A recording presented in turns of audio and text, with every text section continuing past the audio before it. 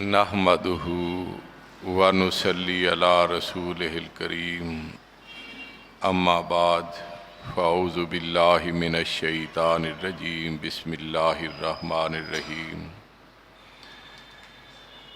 لقد کان لکم فی رسول اللہ اسوۃ حسنہ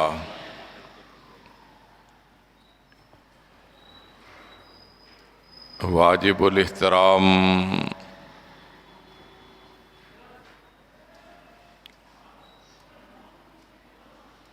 محترم مکرم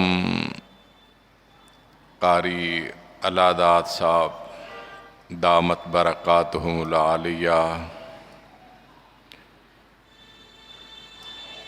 اور انتہائی قابل احترام علماء کرام، میرے بھائیوں، دوستوں اور عزیز طالب علم ساتھیوں،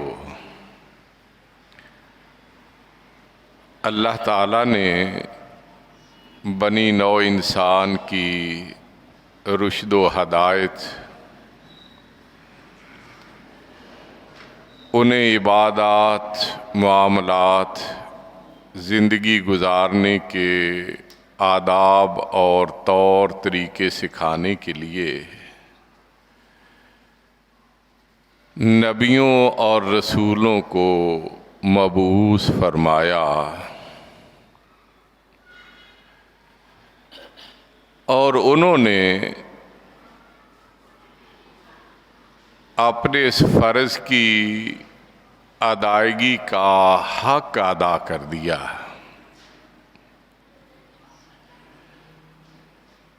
نبی اور رسول کوئی اپنی مرضی سے نہیں بن سکتا، بلکہ اس مقام پہ وہی ہستیاں فائز ہوئیں جن کا اللہ نے انتخاب فرمایا ہے۔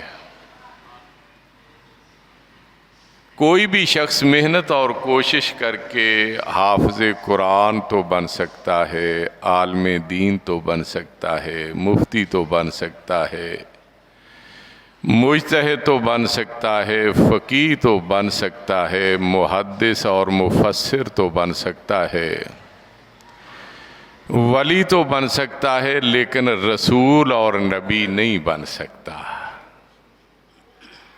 رسول اور نبی وہی بنے جنہیں اللہ نے بنایا۔ جتنے بھی نبی اور رسول آئے وہ سب درجہ کمال پہ فائز تھے، کوئی نقص اور عیب کسی نبی کے قریب بھی نہیں پھٹک سکا۔ ہم برملا یہ کہہ سکتے ہیں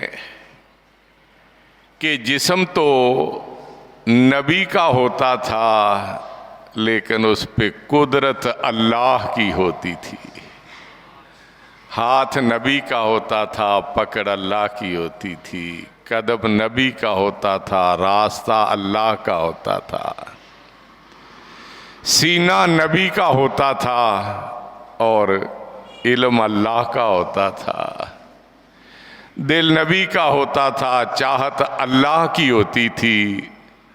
زبان نبی کی ہوتی تھی اور پیغام اللہ کا ہوتا تھا۔ وما ینطق عن الہویٰ ان ہوا الا وحی یوحیٰ، وہ اپنی مرضی سے بولتے نہیں تھے، ان کی زبان سے وہی نکلتا تھا جو وحی بنا کے اللہ ان پہ نازل فرمایا کرتا تھا۔ سارے نبی درجہ کمال پہ فائز تھے، حضرت آدم علیہ السلام سے لے کے حضرت عیسیٰ علیہ السلام تک۔ وہ کمالات جو انبیاء علیہ السلام کو ایک ایک، دو دو، چار چار کر کے عطا کیے گئے، ان تمام کمالات کا مجموعہ حضرت محمد مصطفیٰ احمد مجتبیٰ صلی اللہ علیہ وآلہ وسلم کو بنایا، اور اللہ نے رہتی دنیا تک کے لوگوں کو یہ نصیحت فرمائی، لَقَدْ كَانَ لَكُمْ فِي رَسُولِ اللَّهِ أُسْوَةٌ حَسَنَةٌ، تمہارے لیے نبی کریم صلی اللہ علیہ وسلم کی ذات مبارکہ بہترین نمونہ ہے، تم ان کی پیروی کرو گے تو کامیاب اور کامران ہو جاؤ گے۔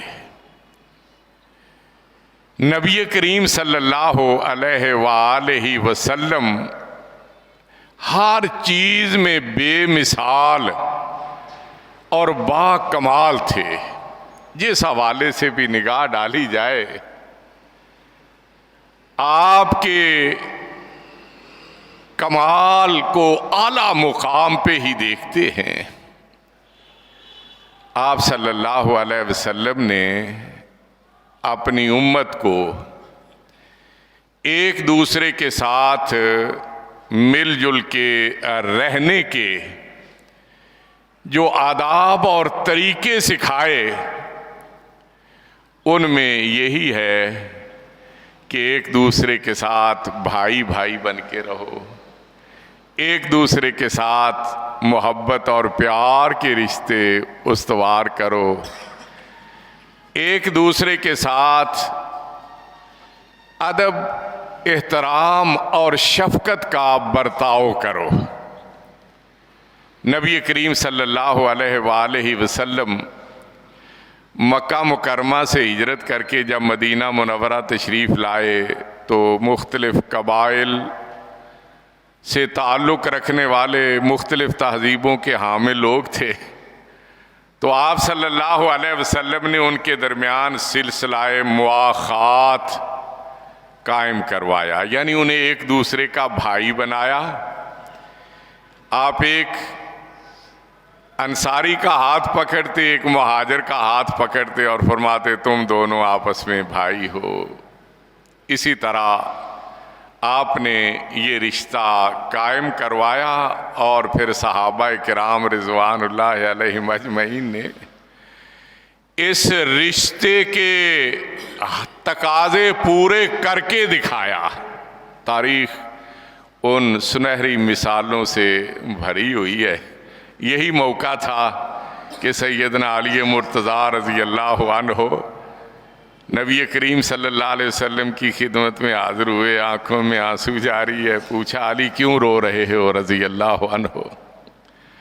عرض کرتے ہیں اللہ کے رسول آخیت بین اصحابک، آپ نے اپنے جان ساروں کے درمیان تو یہ مواخات کا سلسلہ قائم کر دیا ہے، انہیں ایک دوسرے کا بھائی بنا دیا ہے۔ وَلَمْ تُوَاخِ بَيْنِي وَبَيْنَ أَحَدٍ، لیکن میرے اور کسی اور کے درمیان یہ رشتہ آپ نے قائم نہیں کروایا۔ تو آپ نے فرمایا علی انت اخی فی الدنیا والآخرہ، تم دنیا میں بھی میرے بھائی ہو اور آخرت میں بھی میرے بھائی ہی رہو گے۔ کیوں نبی کریم صلی اللہ علیہ وسلم اخوت محبت کا یہ رشتہ قائم نہ کرواتے؟ اللہ نے آپ کو تعلیم ہی یہ دی تھی، حکم ہی یہ دیا تھا وَاعْتَصِمُوا بِحَبْلِ اللَّهِ جَمِيعًا وَلَا تَفَرَّقُوا وَاذْكُرُوا نِعْمَتَ اللَّهِ عَلَيْكُمْ إِذْ كُنْتُمْ أَعْدَاءً فَأَلَّفَ بَيْنَ قُلُوبِكُمْ فَأَصْبَحْتُمْ بِنِعْمَتِهِ إِخْوَانًا۔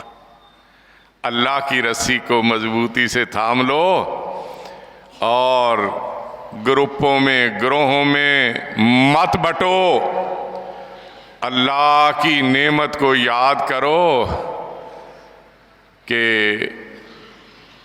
جب تم آپس میں دشمن تھے تو اللہ نے اپنی نعمت سے، اپنے احسان سے تمہیں بھائی بھائی بنا دیا۔ اخوت، محبت، بھائی چارہ یہ اللہ کی نعمت ہے، اور اسے وہی لوگ قائم و دائم رکھتے ہیں جن پہ اللہ کا خاص احسان ہو، خاص اللہ کا فضل و کرم ہو۔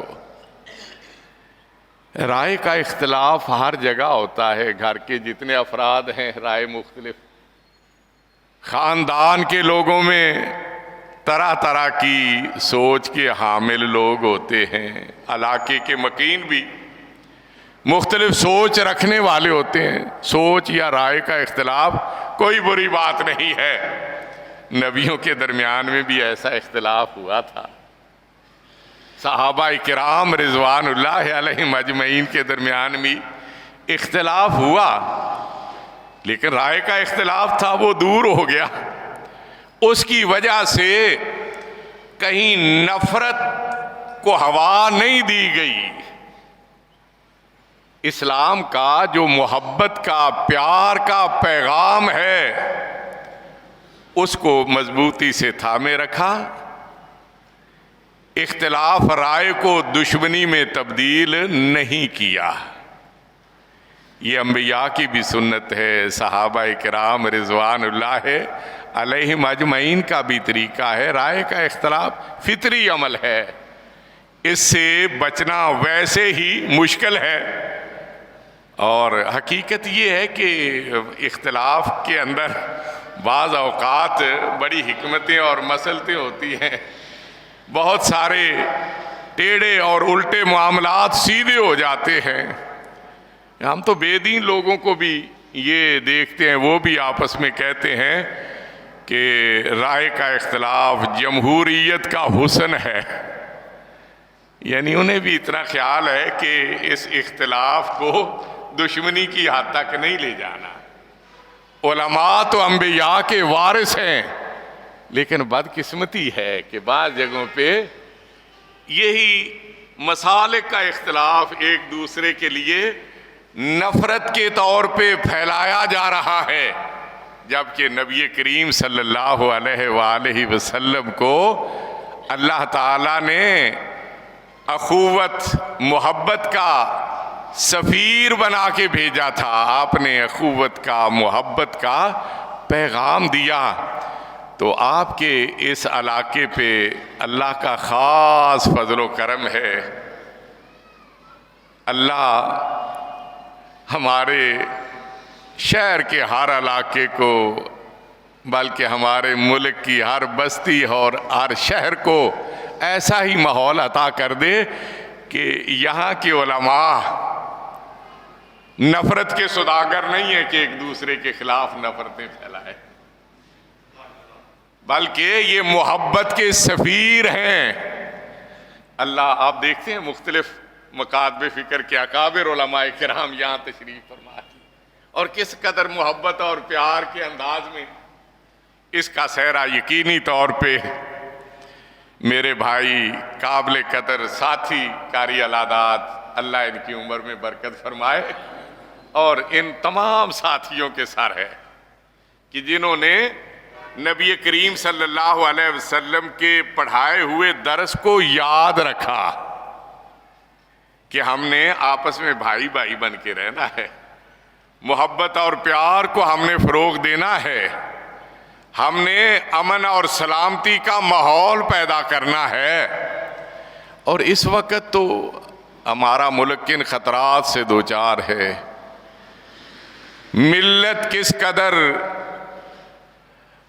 گمبھیر مسائل کا شکار ہے، علماء کرام کی ذمہ داری اور بڑھ جاتی ہے کہ وہ اپنے اپنے علاقوں میں اسلام کا جو اخوت کا، محبت کا، پیار کا، امن اور سلامتی کا پیغام ہے، اس پیغام کو عام کریں۔ علماء کی ذمہ داری بڑی ہے، لیکن میرے جیسے اور آپ جیسے طالب علموں کی بھی ذمہ داری ہے، جہاں تک ہمارا اثر رسوخ ہے، ہر آدمی کو اپنے گھر میں محبت اور پیار کا ماحول پیدا کرنا چاہیے۔ ہر فرد کسی نہ کسی قبیلے برادری سے تعلق رکھتا ہے، اسے اپنے قبیلے اور برادری کے درمیان محبت اور پیار کا ماحول پیدا کرنے کی کوشش کرنی چاہیے۔ وہ جہاں بھی رہتا ہے اس کو اپنے علاقے میں محبت پیار کا ماحول پیدا کرنا چاہیے۔ تو یہاں سچی بات ہے کہ جو محبت اور پیار کا ماحول، میں عرصے سے ماشاءاللہ اپنے ان دوستوں سے واقف ہوں، انہوں نے بہت اچھا کردار ادا کیا، آپس میں محبت اور پیار کا ماحول قائم کیا ہوا ہے۔ اللہ اس محبت اور پیار کے ماحول کو اسی طرح قائم و دائم رکھے۔ اور سچی بات ہے کہ یہ اس محبت اور پیار کا اثر ہی ہے کہ قاری صاحب نے حکم دیا تو میں بھی بھاگتا چلا آیا اور علماء کرام بھی بھاگتے چلے آئے، ورنہ جمعرات کے دن علماء کی ذمہ داریاں بہت ساری ہوتی ہیں۔ اگر یہاں حضرت قاری صاحب بیان کر رہے ہوتے نا تو وہ تو گن گن کے ساری ذمہ داریاں بیان فرماتے، اللہ ان کو جزائے خیر دے۔ لیکن اس رات کے بعد آنے والا دن جو ہے وہ جمعۃ المبارک کا ہے۔ علماء کرام نے اپنی اپنی مساجد میں جمعۃ المبارک کے خطبات ارشاد فرمانے ہوتے ہیں اور علماء نے اس کی تیاری بھی کرنی ہوتی ہے۔ لیکن یہ ان کی محبت، ان کا پیار، ان کا اخلاص ہے کہ جمعرات والے دن بھی اپنی ساری مصروفیات چھوڑ کے ان کی دعوت پہ لبیک کہتے ہوئے چلے آئے ہیں۔ شروع میں حضرت قاری صاحب نے ایک بات کی تھی تلاوت کے دوران کہ اللہ اس محبت اور پیار کی وجہ سے، یا جو سورہ مبارکہ کی تلاوت ہوئی، اس کے پاکیزہ کلمات اور پاکیزہ دروس کی وجہ سے اللہ ہمیں جنت میں لے جائے۔ یقینی طور پہ جنت میں جانا ہے، حضرت قاری صاحب جانا ہے، گنہگار ہیں، خطا کار ہیں، لیکن اللہ کی رحمت کے طلبگار ہیں۔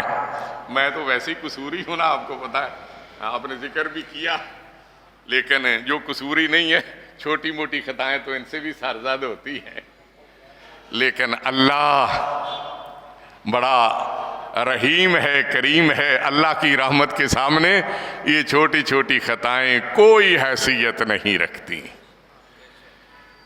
اگر ہم علماء بھی اور آپ ساتھی بھی اسی ماحول کو لے کے چلتے رہے، نفرتوں کے خاتمے میں اپنا حصہ ڈالتے رہے اور محبتوں کے فروغ میں اپنا کردار ادا کرتے رہے، تو اللہ نے یقینی طور پہ ہمیں جنت میں لے جانا ہے۔ وہ ہمارا آبائی گھر ہے، موروثی وطن ہے، کوئی اجنبی جگہ نہیں۔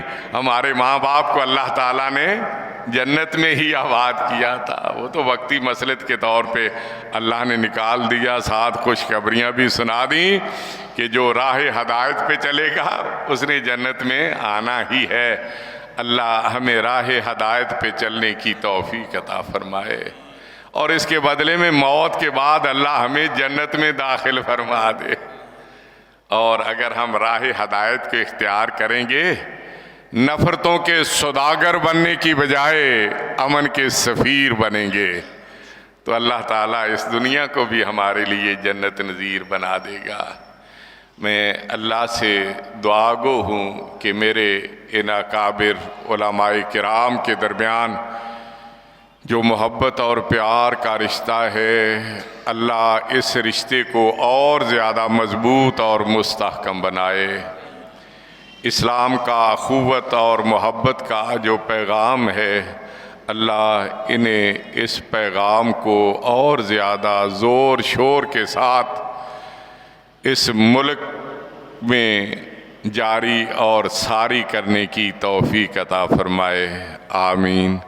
میں پھر اپنے میزبان حضرت قاری علادہ صاحب دامت برکاتہم العالیہ کا انتہائی مشکور ہوں کہ انہوں نے محبت اور پیار کی اس محفل میں شریک ہونے کا موقع عطا کیا۔ اللہ اس محبت اور پیار کے رشتے کو ہمیشہ قائم و دائم رکھے، آمین۔ وآخر دعوانا ان الحمدللہ رب العالمین۔